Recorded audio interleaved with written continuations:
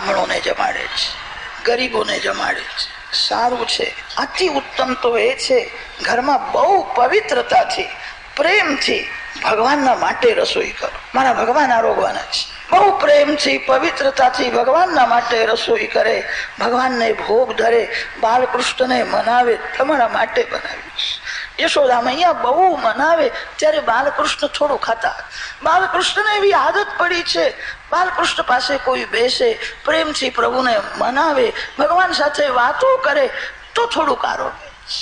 જે ભગવાનને જમાડે છે એને જગતને જમાડવાનું પુણ્ય મળે. જે પરમાત્માને રાજી કરે છે એ જગતને રાજી કરે. અર્જુન પ્રભુના એક એક ઉપકારને યાદ. વાસનાના ત્રાસમાંથી ભગવાન બચાવે છે. શ્રી કૃષ્ણ સાથે પ્રેમ કરો.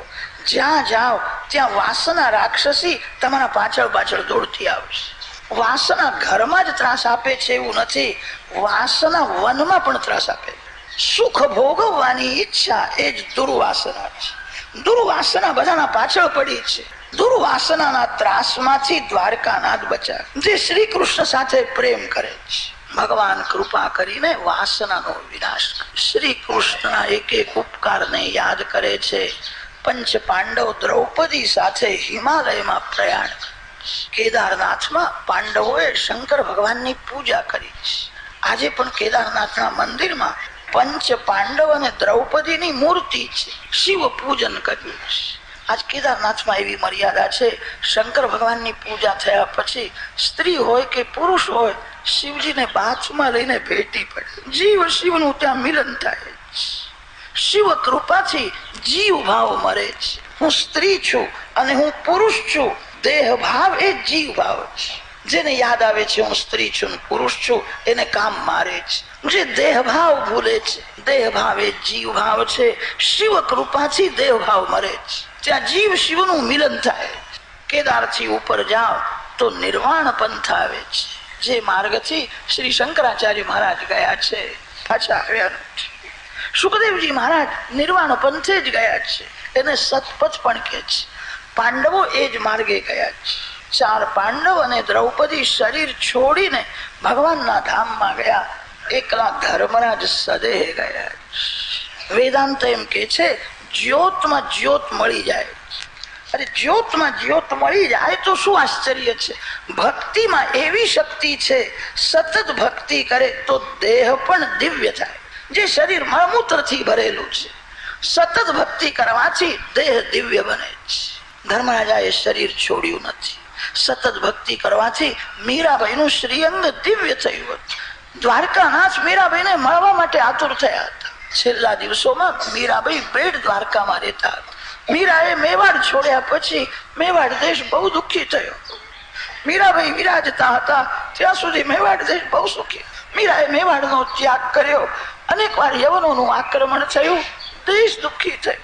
રાજાને પ્રજાએ બહુ આગ્રહ કર્યો મીરાબાઈને પધરાવો તો અમારો દેશ સુખી થશે. મીરાની કીર્તિ ચારે બાજુમાં ફેલાઈ.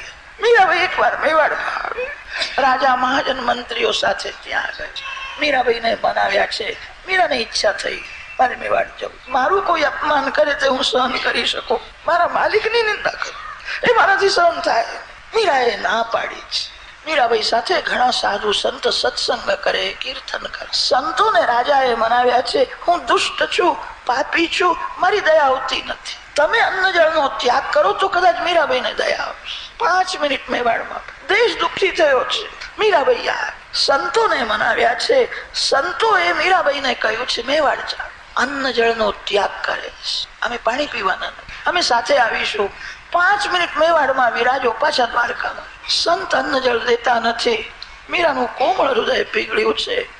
મીરાબાઈએ કહ્યું છે આવતીકાલે કીર્તન કરતા કરતા હું નિજ મંદિરમાં જઈશ, મારા માલિકની આજ્ઞા થાય તો હું આવીશ. મીરાબાઈ દ્વારકાનાથને પતિ માનતા. મીરાબાઈને જગતમાં રહેવાની ઈચ્છા નહોતી. મીરાના જીવનનો અંતિમ દિવસ હતો. મીરાએ સુંદર શૃંગાર કર્યો છે. આજે પ્રભુને મળવા જવું છે. દ્વારકાનાથના સન્મુખ મીરાબાઈ પ્રેમથી જયારે કીર્તન કરે દ્વારકાનાથ ડોલતા હતા. મીરાના કીર્તનમાં ભગવાનને આનંદ થતો. કીર્તનમાં દેહભાન ભૂલ્યા છે. કીર્તન કરતા કરતા માલિકને મનાવે છે મને મેવાડ મોકલશો, મારે જવું નથી. મીરાના આંખમાં આંસુ છે. આજે દ્વારકાનાથ ગાલમાં સ્મિત હાસ્ય કરે. હું રડું છું, તમે મને જોઈને હસો છો, એ સારું નથી. મીરાબાઈ દ્વારકાનાથના ચરણમાં જ્યાં વંદન કરવા જાય, આજ પરમાત્મા મીરાને મળવા માટે બહુ આતુર થયા. બે હાથ લંબાવ્યા, પ્રભુએ મીરાને ઉઠાવી અને છાતી હજારો વૈષ્ણવોએ પ્રત્યક્ષ દર્શન કર્યા. મીરાબાઈ સદેહ દ્વારકાનાથમાં સમાયા. શ્રી ગૌરાંગ મહાપ્રભુજી જગન્નાથજીમાં સદેહ મળી ગયા છે. શ્રી કૃષ્ણ વિયોગ સહન થયો. કૃષ્ણ કૃષ્ણ કૃષ્ણ કૃષ્ણ કીર્તન કરતા દોડે છે. કલિયુગમાં તુકારામ મહારાજ સદેહ, આम्ही जातो आमच्या गावा, आमचा राम राम घ्यावा. आज वरी होतो तुमच्या गावी, आता कृपा असो. आता नाही जाणे येणे, सहज खुंटले बोलणे. श्री राम कृष्ण विठ्ठल बोला, तुका जातो वैकुंठा. विठ्ठल विठ्ठल विठ्ठल કીર્તન કરતા કરતા તુકારામ મહારાજ સદે. તુકારામ મહારાજની સમાધિ નહીં, મીરાબાઈની સમાધિ નહીં, જે મરે છે, જે શરીર છોડે ની સમાધિ થાય. તુકારામ મહારાજનું શ્રાદ્ધ નહીં, શરીર છોડેનું શ્રાદ્ધ કરવું પડે. સતત ભક્તિ કરવાથી એમનો દેહ દિવ્ય થયો. ઘણા સંતો શરીર છોડીને ભગવાનના ધામમાં જાય છે. કેટલાક સંત શરીરને દિવ્ય બનાવે છે. 4 પાંડવ શરીર છોડીને ભગવાનના ધામમાં ગયા, એકલા ધર્મરાજ સદે ગયા. યશ્રદ્ધયૈ તદ ભગવત પ્રિયાણામ પાંડવ સુતાનામ ઇતિ સંપ્રયાણ. આ મરણની કથા નથી, આ પ્રયાણની કથા. પાંડવો પ્રભુના ધામમાં ગયા. 2-4 દિવસ સ્નાન કરે નહીં, સંધ્યા નહીં, પૂજા નહીં, અપવિત્ર અવસ્થામાં હાય કરતા પ્રાણ છોડે એ મર્યો કહેવાય.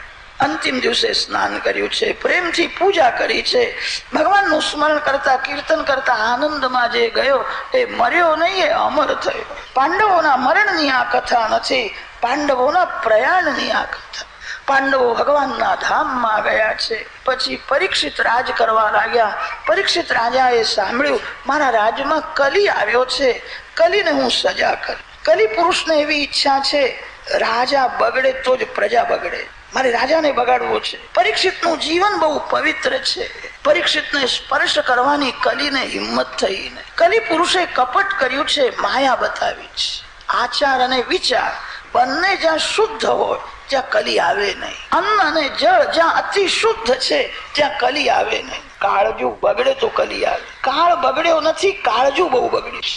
ગમે તેના હાથનું લોકો પાણી પીવા લાગે, બજારનું ખાવા લાગે. અન્ન દોષ, જળ દોષ બંને બગાડે છે. વીર્યમાં જળ તત્વ મુખ્ય છે. જળ શુદ્ધ ન હોય, જળ અશુદ્ધ હોય તો વીર્ય બગડે છે. વીર્ય બગડે તો જીવન બગડે. અન્ન દોષ મનને બગાડે છે. આચાર બગડે ત્યારે વિચાર બગડે છે. સદાચાર પાયો છે, સદવિચાર બંગલો છે. સદાચાર વિના સદવિચાર ટકતો નથી. શું કરવું શું ન કરવું એ તમારા મનને પૂછશો નહીં. મન બહુ બગડેલું છે, મન ખોટી સલાહ આપે છે. શાસ્ત્રને પૂછો. સદાચાર વિના સદવિચાર બુદ્ધિમાં ટકતા નથી. માનવ આખો દિવસ પાપ કરતો નથી, 5-10 મિનિટ પાપ કરે છે. વિચાર બગડે છે, મન બગડે છે, જીવન બગડે છે. પરીક્ષિતનું જીવન બહુ પવિત્ર છે. જ્યાં પવિત્રતા છે ત્યાં કલી આવે નહીં. કલિયુગમાં થોડી સ્વચ્છતા દેખાય છે, પવિત્રતા હવે દેખાતી નથી. સ્વચ્છતાનો સંબંધ તન સાથે છે, પવિત્રતાનો સંબંધ મન સાથે. લઘુ શંકા દીર્ઘ શંકા કર્યા પછી હાથની પગની બરાબર શુદ્ધિ કરવી જ જોઈએ. તમે તો બધું કરતા જશો એટલે વધારે કઈ કહેવાની જરૂર. કરજો. કથા સાંભળો છો. મહાભારતના વન પર્વમાં નલ રાજાની કથા આવે છે. નલ રાજા ધર્માત્મા છે. કલી પાછળ પડેલો, અતિશય ઠંડીમાં રાત્રિના સમયે લઘુ શંકા કર્યા પછી પગની શુદ્ધિ બરાબર કરી કલીએ ત્યાં પ્રવેશ.